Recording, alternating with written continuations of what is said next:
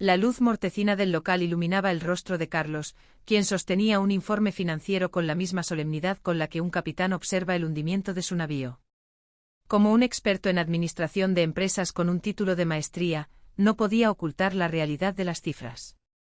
En apenas un mes de gestión, las pérdidas ascendían a 3.117,24 €. Paco, con su sarcasmo habitual, le preguntó si ya había quitado la alergia a los libros contables, bromeando sobre su supuesta magia en las finanzas y preguntando con ironía cuándo entraría el negocio en bolsa para invertir sus ahorros. Carlos, sintiendo la presión, le advirtió que o se ponían las pilas o el negocio se hundiría irremediablemente. Paco, siempre ocurrente, sugirió cambiar el nombre a Videoclub Titanic para que el título hiciera juego con el destino de la empresa. Carlos intentó defenderse argumentando que los videoclubes estaban condenados porque la gente pirateaba las películas de Internet incluso antes de que se estrenaran en el cine.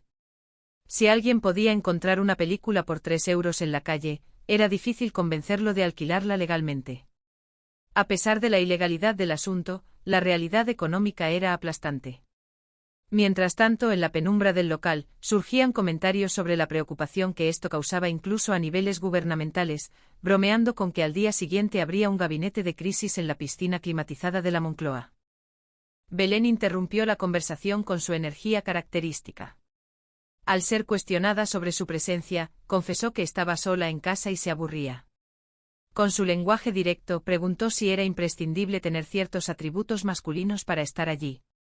Glenn le pidió que cuidara su lenguaje frente al niño, refiriéndose a Roberto, a quien le sugirieron taparse los oídos. La discusión derivó en la necesidad de convertir el videoclub en un espacio multifuncional. Las ideas empezaron a llover desde todos los rincones: instalar máquinas tragaperras para fundir las pensiones de los abuelos, montar un centro de estética con chorros y barros, o incluso un puesto de tatuajes y perforaciones, aprovechando que la maquinaria era similar a la de duplicado de llaves. Alguien sugirió con audacia un sex shop, alegando que no había ninguno cerca, pero la idea fue rápidamente descartada por la timidez de algunos presentes. Finalmente Belén propuso una idea que parecía tener sentido comercial: un bar de copas. Con precios económicos, podrían atraer a los jóvenes que solían hacer botellón en la plaza, mientras que por el día el videoclub seguiría funcionando. Aunque al principio la mandaron a comprar una revista al kiosco para quitarla de en medio, la idea germinó en la mente de los hombres. Una vez que ella se marchó, admitieron que la propuesta era buena y decidieron que el bar sería el nuevo rumbo del negocio. Solo faltaba encontrar un nombre potente. Mientras tanto, en el edificio de la comunidad, la vida seguía su ritmo caótico. Los vecinos, sumergidos en sus propias peripecias, sentían que cada día era como vivir en medio de un huracán. El presidente de la comunidad convocó a una junta para anunciar algo que ya todos sospechaban: el gasoil se había terminado. Las quejas no tardaron en aparecer. Algunos recordaban con nostalgia épocas anteriores, mientras otros sugerían soluciones desesperadas como asaltar gasolineras para llenar bidones. El presidente, tratando de mantener el orden, pidió que los deudores cumplieran con sus obligaciones. Lucía se había puesto al día, pero otros como Concha debían 5 cuotas y, casualmente, siempre enfermaban cuando se hablaba de dinero. La situación financiera de la comunidad era tan precaria que no alcanzaba para el gasoil si se pagaba el sueldo de Emilio, el portero. Emilio intentó apelar a la caridad cristiana, mencionando las supuestas lesiones psíquicas de su padre, quien aparentemente había trabajado como probador de toros mecánicos antes de que se instalaran las colchonetas de seguridad.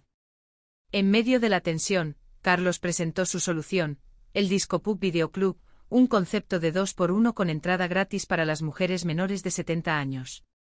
A pesar de las protestas de algunos que veían el alcohol como una droga peligrosa, la mayoría votó a favor, atraída por la promesa de donar el 5% de los ingresos a la comunidad, lo que permitiría pagar la calefacción. En los pasillos y viviendas, los dramas personales se entrelazaban. Isabel regresó para recoger algunas pertenencias, comparando la dificultad de desalojar a sus suegros con la situación política internacional. Andrés, por su parte, buscaba la forma de evitar pagar la nómina a sus hijos tras un juicio adverso, mientras soñaba con casarse en Las Vegas disfrazado de Elvis. En otro piso, Roberto y Belén intentaban convivir como amigos, aunque los incidentes con la colada y las camisetas teñidas generaban roces constantes. Lucía, por su parte, buscaba una nueva compañera de piso y encontró a Lola, una mujer divorciada de 38 años con trabajo fijo, quien parecía la candidata perfecta para traer algo de estabilidad, aunque la presencia temporal de Roberto en el sofá complicara las cosas. La trama se complicó cuando a Concha le tocó un premio de 1.900 euros en el bingo. En lugar de saldar su deuda con la comunidad, prefirió ocultarlo guardando el dinero bajo el colchón. Sin embargo, los vecinos no tardaron en enterarse y formaron un comité de damnificados. Mauri y los demás idearon un plan para recuperar ese dinero durante una distracción, convenciendo a Concha de que lo que había visto en su casa eran visiones provocadas por la mezcla de pastillas. Mientras tanto, el bar de Carlos comenzaba a funcionar, atrayendo a personajes pintorescos y generando conflictos por el ruido y la venta de productos poco convencionales. Mariano, siempre oportunista, intentó sacar provecho de la situación, mientras Emilio se veía envuelto en un problema con unas pastillas de diseño que resultaron ser mucho más peligrosas de lo que imaginaba. La tensión aumentó cuando un traficante reclamó su mercancía, amenazando con pinchar a Emilio o quemar el local.